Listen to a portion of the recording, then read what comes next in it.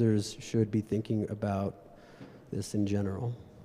It's a very good question. In fact, I'd say it has been the question that's been kind of lingering over restaking ever since the idea was created, right? I think it's also going to be the true stress test on whether or not people are willing to keep their capital in restaking platforms. In terms of how users should think about slashing, I think there's kind of two things that I think everyone should kind of keep in mind. One is first about kind of awareness and knowledge.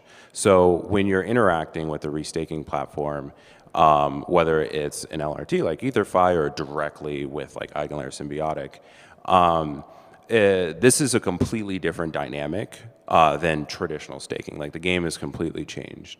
The similar way that we think about kind of assessing like solvency risk at a financial level with, let's say, like a financial derivative, not that the risk is the same, but that level of scrutiny and discipline when it comes to understanding what's going on underneath the hood, I think also needs to be extended to restaking products and restaked assets. The second thing, I think, which also is interesting, is that with innovation comes additional risk, and not additional risk in the sense that, oh, you're going to build new things and new things may break, but new things may intentionally have a purpose on why they may be slashed. And those slashing constraints are like definitely going to be much more frequent than Ethereum has. I think in the history of Ethereum, there's less than 500 slashing events to ever occur in the history of proof of stake being live. That might not be the case with restaking. I think there is going to have to be some sense of kind of acclimating to this reality that people are going to get slashed. And there are going to be different applications that slash for different reasons, but people should be aware that that will be a reality and to understand why. And maybe in certain cases, it's not always a bad thing. And that it might be a part of like kind of the product or feature that they're opting into. So to build on that for either one of you two who want to take this one, do you think that restaking is riskier than originally advertised? No. I Proper don't. disclaimers were written? Well, staking is, again, this is a market dynamic that needs to play out. Eigenlayer is just turning on staking. A lot of protocols who are building it are saying, well, hold on, like, no.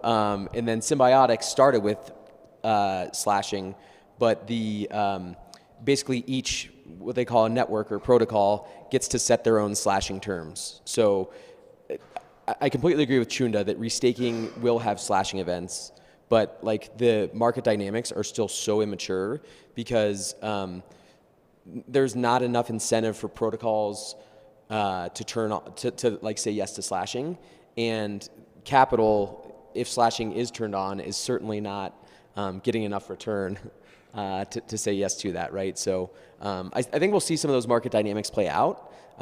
Again, it's an industry that's 2 years old, and like there's $30 billion in it. So I feel like the industry in general is like really good. We're just impatient in crypto, and we're like, why isn't this shit here like now? But the next couple years in getting builders and getting incentives to users is super, super important.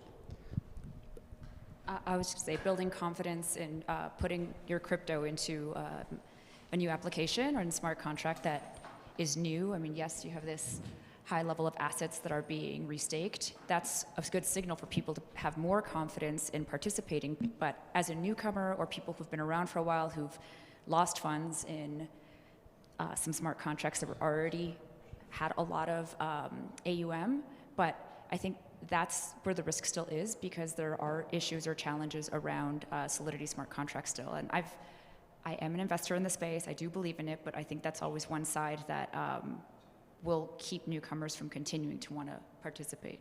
Well, I think to build on that, and also I know that you have some experience in other ecosystems. What are your thoughts on restaking in other non-ETH ecosystems?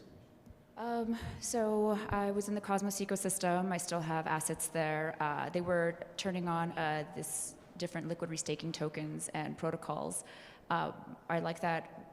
The one that I was talking to the most, I think, was just Drop, where they were putting together commitments for people to already start in order to have liquidity in the space. But I've not spent enough time to go further on that. Fair. We're getting closer to the end of time, but I want you guys to all get to answer this one if you want. And we'll start with you, Rock. What is the most interesting AVS use case for restaking that you've seen personally?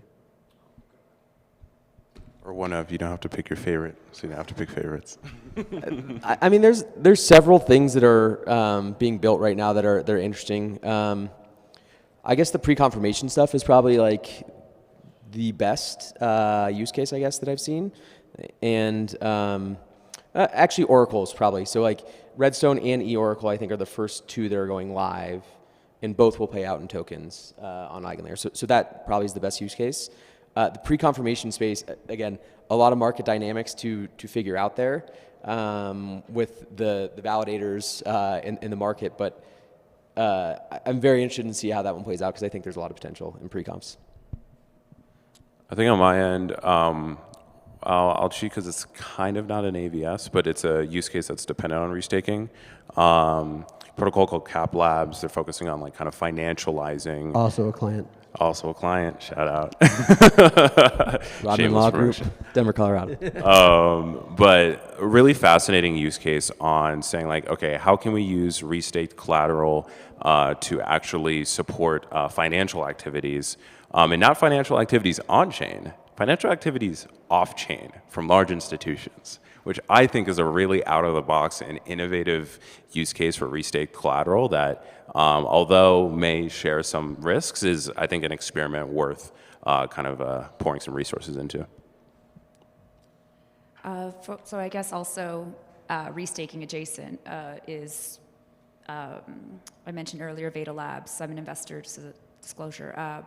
And they're helping increase the overall participation in several protocols, including EtherFi. And it's just, I think, making it easier for people to participate without having to have that intimidating initial risk and otherwise that might be out for them.